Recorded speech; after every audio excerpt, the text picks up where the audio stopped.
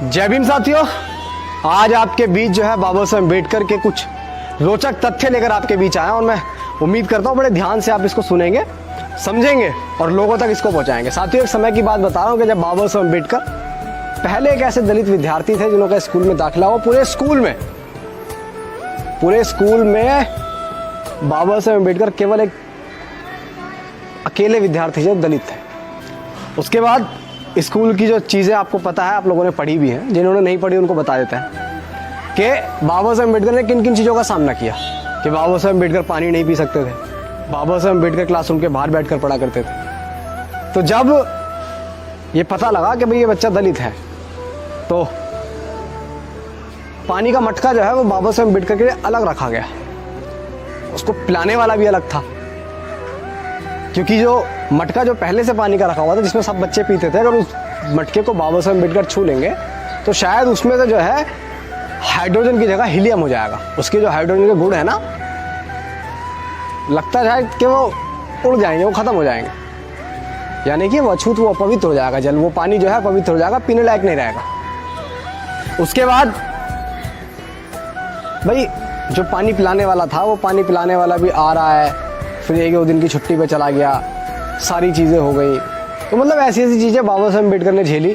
भाई दो दिन आ रहे हैं स्कूल में तो पानी पीना पिए जो है रहना पड़ रहा है। जब तक पढ़ाई चल रही है तो पानी पिए बिना रहना पड़ रहा है, फिर घर जाके पानी पी रहे हैं। उसके बाद बाबा साहब अम्बेडकर पढ़े, बहुत संघर्ष किया, बहुत शॉर्ट में बता रहा हूँ, बहुत संघर्ष किया, बहुत आगे तक पहुँचे। उसके बाद बाबा साहब अम्बेडकर नागपुर में PCS अधिकारी बने।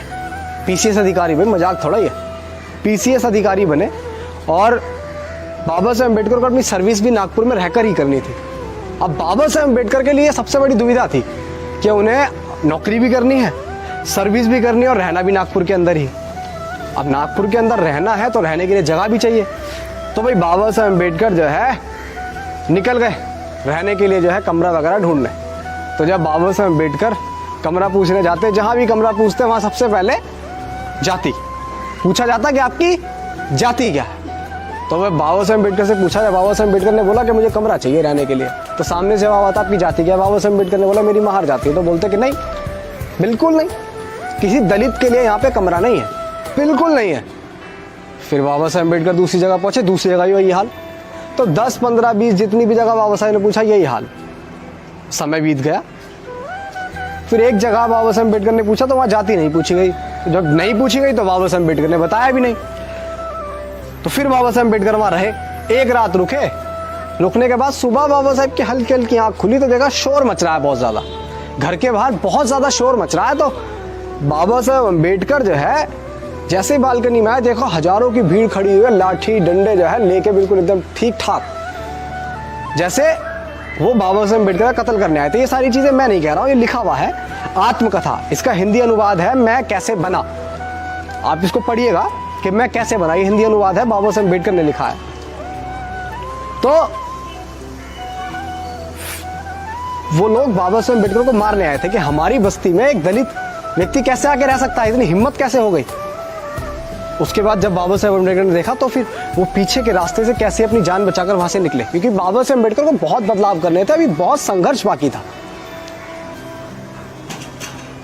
आप समझ रहे हैं मैं किसकी बात कर रहा हूं, उस देश की बात कर रहा हूं कि सारे जहां से अच्छा हिंदोस्तां हमारा, हम बुलबुलें हैं इसकी, ये गुलसितां हमारा। मैं भारत की बात कर रहा हूं, मैं पाकिस्तान की बात नहीं कर रहा हूं।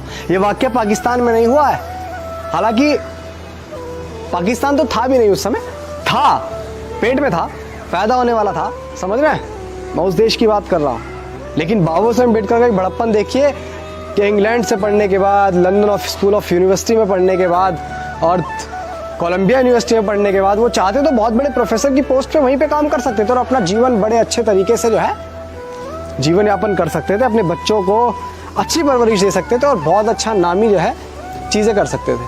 क्योंकि बाबा साहब अम्बेडकर ने जो किया ना वो एक जीवन में कर पाना बहुत नामुमकिन है, बिल्कुल, क्योंकि एक जीवन में इतना सब कुछ एक व्यक्ति नहीं कर सकता। लेकिन बाबा साहब अम्बेडकर ने चुना था। बाबा साहब अम्बेडकर का सपना सिर्फ प्रोफेसर बनना नहीं था, उनका सपना सिर्फ अपने आप को सुधारने का सपना नहीं था। बाबा साहब अम्बेडकर ने संघर्ष का रास्ता चुना।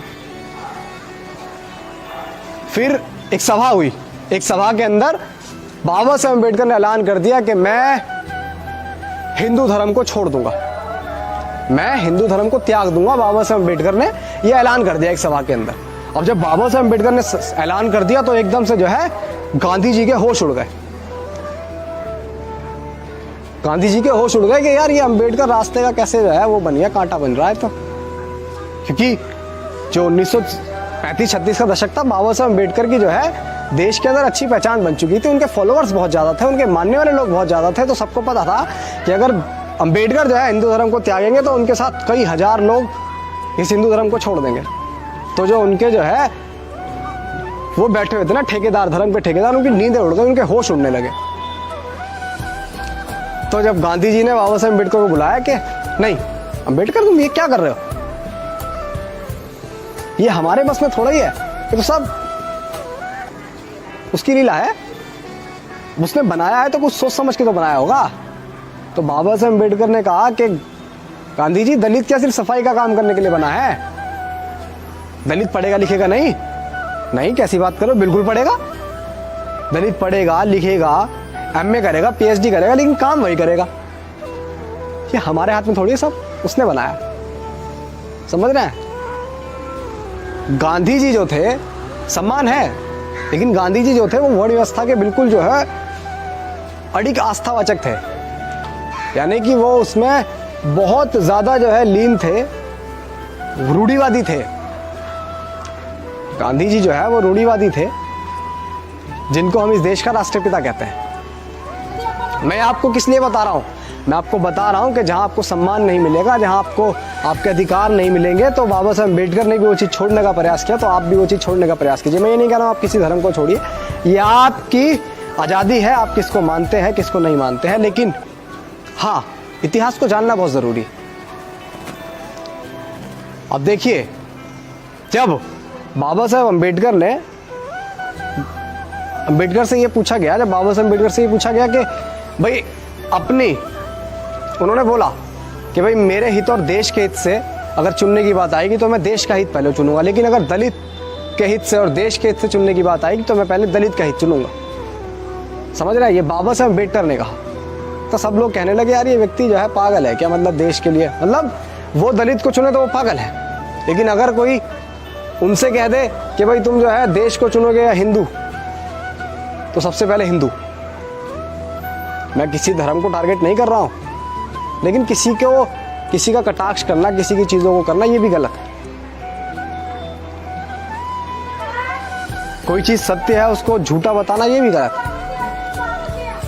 तो अब देखिए, मतलब किस तरह की चीजें इस देश में हुई, किस तरह के शोषण, किस तरह के अत्याचार बाबा साहब अम्बेडकर ने झेले। उसके बाद भी ये सारी चीजें बाबा साहब अम्बेडकर ने लोगों को समझाया, लोगों को करा और इतना परिवर्तन किया कि अपने साथ साथ पूरे समाज की दशो दिशा बदल दी, पूरे समाज की दशो दिशा बदल दी। तो आपके पास भी जो है जिम्मेदारी बनती है कि आप भी अपने हक अधिकारों के लिए लड़ें, और बाबा साहब अम्बेडकर ने जो समाज को दिया आप अपने आने वाली पीढ़ी के लिए करें। उम्मीद करता हूँ मेरे द्वारा दी गई ये छोटी सी जानकारी आप और लोगों तक भी पहुँचाएंगे, और मिलते हैं आपके साथ एक और नई वीडियो के साथ। जय भीम, जय भारत, जय संविधान।